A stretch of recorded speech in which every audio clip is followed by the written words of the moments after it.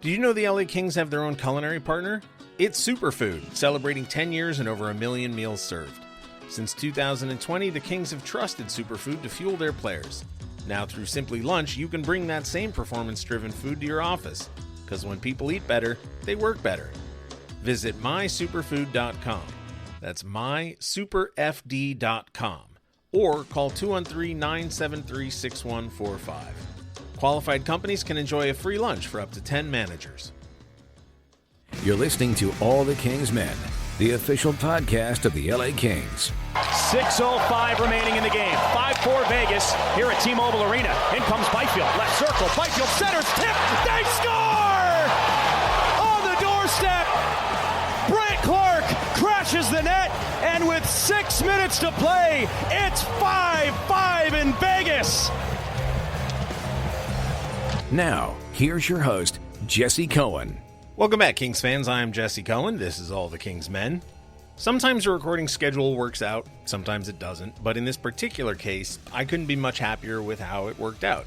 I had a chance to sit down with defenseman Brandt Clarke before the season started, and this episode was always going to be released today, Thursday the 9th of October.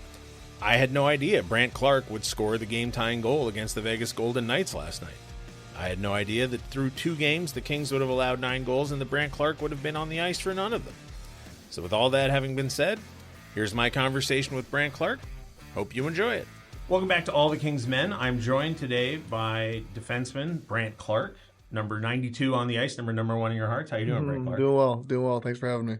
So my first question, I was doing a little bit of research on you. Sorry, I was cyber stalking you. You obviously play hockey. Your brother plays hockey. Your sister plays hockey. She does. Your dad played hockey. Your cousin plays hockey. Your uncle played hockey. Your nickname is Clarky, yes? It is, yeah. Presumably your brother's nickname on his team is Clarky. It is. Your sister's nickname on her team is Clarky. I believe so. Your dad, your uncle, your cousin, you can't all be Clarky. So like when you go to a family reunion, when you're hanging out with your family, who's Clarky? Like what do you call each other? No, in back home in Ottawa, because me and my brother are always skating together and stuff like that. I'm usually just known as B, and he's G. Okay. And then M, your sister? No, she's Mac, and then my dad is just Dad. He's just Dad. Sure. But no, yeah, there's a lot of Clarky. I only get Clarky when I'm down here, but like everyone back home, like my trainers and everything, because so there's no confusion. Everyone just calls me B. I got the hat on and everything. I was just gonna ask. Is that because your name's Brandt, or is that? I'm not. No, I'm definitely more of a Blue Jays fan. Okay. But I don't know. I like the hat. So now B and G don't sound exactly like, but if somebody's yelling across a room really quickly and you don't necessarily hear it, do you and your brother ever both turn around and say what? I'd say so. Yeah. Yeah. Okay. Yeah, All right. Not just crowd. curious. Yeah. All right. It does happen. Have you ever had a nickname on any team that wasn't Clarky? Not really. No, it's always been Clarky on every team I've ever been on. All right. There's not much confusion there, so I think that's just pretty standard. So from what I could glean from the internet, everybody in your family plays forward. My sister plays D. Oh, does she? Yeah, all right. she does. Well, Elite Prospects is wrong then. Okay. Yeah. So how did you and your sister wind up playing D? Is it just because Graham played forward and he wanted somebody to defend him? I think so. No. My dad was my coach originally when I was in novice, and I played forward. And then he was annoyed that like none of the D could get the puck up, so he said, "You should go do that." and I said, "All right, fine." I was kind of annoyed at the start because I was like 7 years old. I wanted to score goals, but I don't know.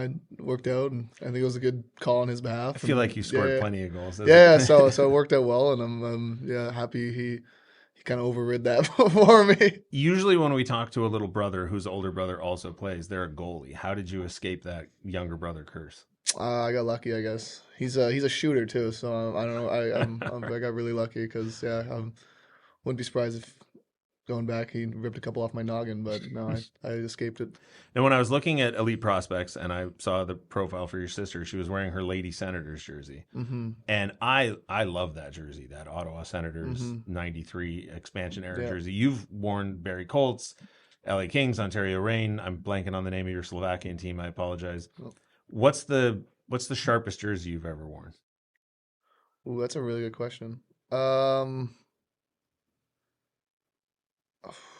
like our black home jerseys right now, to be honest with you. I think that's the easy answer, and it's a iconic logo, so I'm gonna go with that. But those Barry jerseys are really nice too for a junior team. I think we had one of the top jerseys and top merch, you could say. So I would definitely shout out to them. But I like our black home ones right now for sure. Apologies to everybody who's heard me say this. When last summer when we found out about the new logo and the new jerseys, I saw the new logo. I was initially a little iffy about the crown. I've come to love it. I think it's gorgeous. Wasn't sure about the jerseys, but when I actually saw the black home jersey in person, when it came out of the box and I actually saw it, there's something about it, right? That's just like, it looks great in person. I can't quite put my finger on it. Agreed. I think it pops. I think it looks good just on the ice too. And so I think that's a big tell. Maybe in the original photos you were just. I think that comes with a lot of jerseys though. I feel like sometimes I'm like I just gotta wait to see what this looks on them. Like sometimes you see a jersey revealed and you're like, oh, but then you see it on the ice and you're like, oh, that actually works well. We're recording this before the season starts. I'm not 100% sure when it's going to air, so I'm going to ask you vague questions. You don't have to give me details. Have you seen any third jerseys that might or might not debut this year for the LA Kings? I have. Okay. Do you like them? I want to ask you. I do. I like them a lot. Yeah. Okay. I haven't seen them yet, but I have a pretty good idea of what they look like, and I've seen some supporting stuff, and they sound cool. They do sound. Yeah. They've got. I don't know how much I'm allowed to say. Well, let's just keep it very very vague, so that none of us get in trouble. No, they're really sharp, but I'm looking forward to throwing them on for sure. I'll say that much. So I think you played in Toronto, right, as a kid? I played in Ottawa until I was about like 13, 14. Then I moved to Toronto for 3 years. Okay. For the last 3 years of minor hockey, and then yeah. So you've lived in Toronto, Ottawa, LA now, or the South Bay, which I insist on telling people the South Bay is not LA. It's the South Bay. Listen, everybody who lives here understands LA is perfect. The weather's awesome. There's a million things to do in LA, but you've lived in Ottawa, Toronto, and I'm blanking on the name of Slovakia. Apologies. Is there one thing that if you could, that you would bring from any of those places to LA to make LA more perfect? And you can't say seasons. Ooh, that's probably what I would have went with. No, I like literally. LA is well regarded for obviously year round. Just like it being nice. Like sometimes I text my dad like oh, it's like windy today or it's like kind of chilly, and he's like, I just shoveled like 6 feet of snow, and I'm like, oh, okay, it's actually not that bad. Yeah. So no, I think it's great out here for living lifestyle. You can't beat it. So I've lived here my whole life, and I get very excited when people move here, and I know that they don't know the area. I get super excited to tell them about weird little stuff like June gloom. Or traffic patterns like the people might just not know about, and I'm just like, oh yeah, there's this weird little thing about LA. Or is there anything like that where you just love telling people that little LA secrets you've learned? Ooh, LA secrets. I don't know if there's the traffic is something you got to adjust to for sure, especially when there's those motorcycle guys weaving right through the. I think that's caught me off guard originally. Is that only an LA thing? I haven't lived anywhere else in the States. All right.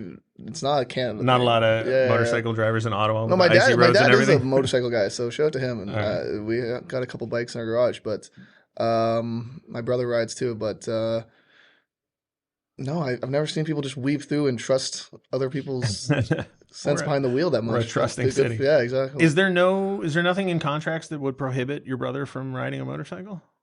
Oh, maybe there is. All right. Oh, whoops. All right. I don't know. I said I try not to get you in trouble. I didn't say anything about your brother. Yeah, exactly. So let's talk about this coming season. Last year, and I apologize if I'm getting the language wrong, but last year you were partnered with Joel Edmondson a lot. And the idea, I think, as it was presented, was that he would be sort of a mentor or stopgap or, a complement to your style of play. He wound up playing more minutes and more games last year than he had ever previously in his career. But this year now they brought in Brian Dumoulin and Cody Ceci. Has there been any conversation with either upper management or the coaching staff about what your role will be, who you'd be likely to be paired with? Or does that play out over the course of a season with the coaching staff? Yeah, there's been conversations for sure. I think I've taken a lot of reps with Dumo just to start the camp, and that doesn't mean we're gonna stick together all season. That doesn't, but it might. He's been great so far, and I've really liked playing with him. But I think they just want reps for all of us to kind of get used to each other. They're confident me and Eddie know each other well, so if they ever have to go back to us, we're good. And they want me and Dumo to grow that kind of communication and whatnot. So I think that's been going great as well. So I'm lucky that we have such a good defense core and so easy to communicate and everything like that. So yeah, I'm in a good spot, and whatever way it plays out, it'll work. Brian Dumoulin and Joel Edmondson do not play the same type of game necessarily. Is there a type of defenseman that you like playing with that you feel accentuates your game better? Sorry, that sort of gets you in trouble because now I'm asking you to pick one over the other. I don't know, because it's everything has their like advantages. I don't want to say disadvantages, but like strengths and like less of strength areas of focus. Yeah, exactly. Yeah. So I don't know, because I feel like when you have guys that are like them that communicate as well as they do and just like kind of want to work off, they tell me all the time they want to work off me and just kind of get me up in the rush and stuff like that. It's it means the world hearing that. So I don't know. I think playing with the puck movers is always great, but playing with someone as physical as Eddie and someone he's always got his guy in the D zone and boxes out so well, and it makes me really I'm not really. I know who I got. You know what I mean. So it's that always helps. So I think there's differences, but I think just they're both really strong players and you make it work however way it plays out. When I was a kid, power plays had 2 defensemen, 3 forwards, and the strategy was pretty much get the puck to the point. You got one power play quarterback and one guy with a cannon who just bombs shots, and you hope for the best. Over the years, it's transitioned to 1 defenseman, 4 forwards. There's a lot more puck movement, a lot more creativity. The Kings now are rolling out 5 forwards on the power play, which means that you and Drew Doughty have sort of gone back forward 1 step on the first unit and back 1 step on the second. I don't mean to say back, but all of a sudden there's 2 defensemen on that power play unit. At least that's what we saw in practice. Have you ever played on a power play with 2 defensemen? No, I would say, I guess that just shows I'm a young guy. But no, that's I wouldn't say so. I think I've always kind of grown up in the through junior and everything with the 4 forwards, 1 defenseman. I've never been on a team except for like the end of last season that has 5 forwards, but I mean those guys do it so well. It looks incredible when they're zipping it around. But I think where I'm positioned right now, you kind of said, it goes, Dewey's got a bomb, and we can move it around. We have a lot of options on our unit, so I think it works out well, and I'm happy with who we got. And I think, like I said, on that first unit, they move it around incredibly well, and it's fun to watch. So I think we hope they bear down, and if they don't, and we get out there, we're gonna try to get as many pucks in as possible, bang one in, and try to do our thing. We talked to Jim Hiller a little bit about it after practice the other day, and I asked him about the 2 defensemen on the power play. You're also both right shots, which is neither here nor there, but it's worth mentioning. And he said, when a power play is ending, the guy's coming out of the box, so it could be helpful to have 2 defensemen on the ice, for that, to stop any potential offensive things. Do they talk when they break down systems? And I know they do an excellent job of talking about what they want to do. Do they get into that sort of thing with you guys, or is it more just positioning systems, what they expect, or do they talk about the first 30 seconds after a special teams play ends? They talk about it for sure. I think they've almost talked about it a little less in terms of that because of now that we have 2 D on the second unit, but because it's always, I don't know, on the bench, like when there's 10 seconds counting down, they're like, and there was 1 D out there, it's like, hey, like D's got the next first forward, like we need to get 2 D out there, we need to get 2 D out there. But now that we already have 2 D out there, it's kind of everyone, I know I'm getting him, I know I'm changing for him, so it kind of simplified that. But I'd say before there was definitely more communication, like know who you have, like the D got to be ready to jump when the forward comes, and just like be ready for the guy coming into the box and everything like that. But I think now it's me and Dewey are aware of the clock and everything, and so I think it's gone pretty smoothly. Over the last 6-7 years, there was a lot of talk of like the organization has its own vocabulary, it has its own terms, it has its own systems. They want to make sure that everyone in Ontario understands the same things that everyone in LA does, so that there's ease of fluidity from players between the 2 clubs.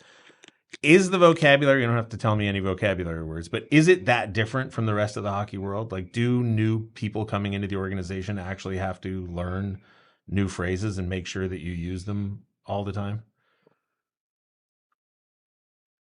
I'll give you an example. Okay. So a tick was a phrase that I had never heard before 4 years ago. And it seems to me, I could be wrong, hope I'm not talking out of turn, but it seems to me a tick is just a stick check or just getting your stick out on a puck. Yep. So I'd never heard it called that before, but Todd McClellan would talk about it all the time, and he'd say, it's a good tick here, good tick there, whatever, blah, blah, blah.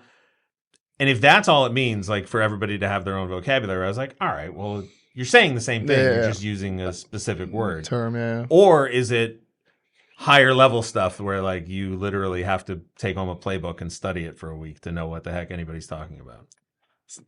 That's why I kind of paused the first time. It's because there's like there's terms, but like, and there's like we run certain plays and stuff like that, and there's like rims and like squeezes where it's like kind of a little different. But I don't know. I think like Dumo and Cease kind of like in terms of D stuff, they figured it out already. So it's really not that. Okay. I think once you're around like the playing hockey, it's like, okay, this is just another way of doing this. But yeah, it's been easy enough.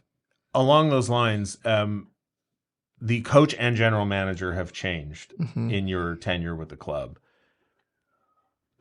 When there's that kind of management change, does the mood change? Does the tone change? Like Jim Hiller was here under Todd McClellan, so it'd be really easy for him to carry on a lot of the traditions that Todd McClellan established. But Ken Holland's brand new, and this is a terrible analogy to go back to high school or whatever. But like if you get a new teacher or a new camp counselor or whatever, like some things will hang over, but other things will just be totally different. I mean, what percentage of stuff is the same under the new management? I'd say like the mentality is still the same. I think there's been different talks, and I think Ken's kind of broken down more like in a way like when we did our opening meeting, like he was breaking down all sorts of like what we have to accomplish this year, what we're doing that. So in terms of that, that was a little different. But in terms of just our mentality, I think we just have such a good leadership core that's what as much as we listen to the coaches and we do what they say, and there are differences for sure. But I think the preparation and the willingness to want to win, and we have the leaders like Drew and Kopi that have done it before. So I think that's kind of where that comes from. We want to all elevate ourselves to that level. So I think just because we have those guys, I think there's still definitely like a string that connects it, and that's still kind of the mentality we have.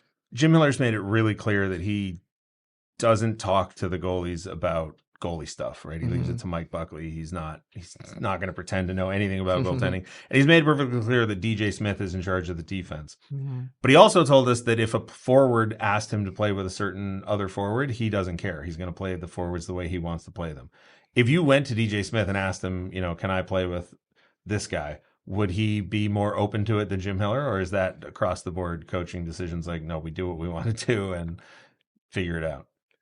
I think he'd listen, but I think I don't, because I'm kind of happy with however he puts it, and there's been we always make it work on the back end, and we have had such a strong defensive team last year, and that's what's most important. So I don't think I'd ever do that, but Sure. But if that day comes, I bet you he'd listen, but I don't think that hasn't happened, and I don't see it happening in the near future. We heard that Mikey Anderson's voice has gotten louder in the locker room. Who's the loudest guy in the locker room right now, in a playful way or a leadership way? Drew. Yeah, okay. All right, fair enough. Did you get a chance to meet Corey Perry this summer before he got hurt? Yes, I've talked to him. He's a great guy. Everyone's quieter than Drew, but like he's kind of a soft-spoken guy. He's been great, and it's unfortunate what happened, but we're looking forward to having him back next month. Kings fans will probably not appreciate me saying this, but because he's a villain amongst Kings fans, but everything I've heard about him and my limited exposure to him as a guy makes him seem like possibly the nicest guy on the planet. I would say, yeah. He's just a very soft-spoken, nice guy that's the only interactions I've had with him. Like that we haven't. I skated with him twice in those like cap and skates, but I haven't like been around him in like the competitive environment really yet. But just sitting eating lunch with him, he's been great. So nothing but good things to say. So then, last question, I'll let you go. What does a successful season look like for Brandt Clarke? I just think taking the next step and really I think I did a good job in growth last season and learning kind of the league and learning, to shake off, rough, like bad breaks or whatever it may be. But I think now is the time I gotta, kind of command it myself a little bit more and, kind of make the smooth play and, not be like, I don't want to have the, oh, he's a young guy cop out answer. Like, I know I want to kind of be like, no, I'm here to make plays. I'm here to shut down guys. I feel stronger. I've felt stronger throughout camp. I felt stronger throughout preseason games. So I'm ready to kind of like just, shut it down in the D zone, capitalize when I got chances in the offensive zone, and, just be a key contributor on a team that, takes that step this year. We haven't been able to do that the last few seasons, but, I think, being Kopi's last season, we're all driven extremely to get it done, and that's kind of where I'm at, and I want to be a key contributor in that, and I think I'm on the right path, but there's more to do, and I'm ready to kind of get that going. Excellent. Well, thank you for your time. Appreciate it, Brandt. I'm going to call you Brandt. Yeah, sounds good. And best of luck. We'll see you out there at Crypto. Appreciate it. Thank you.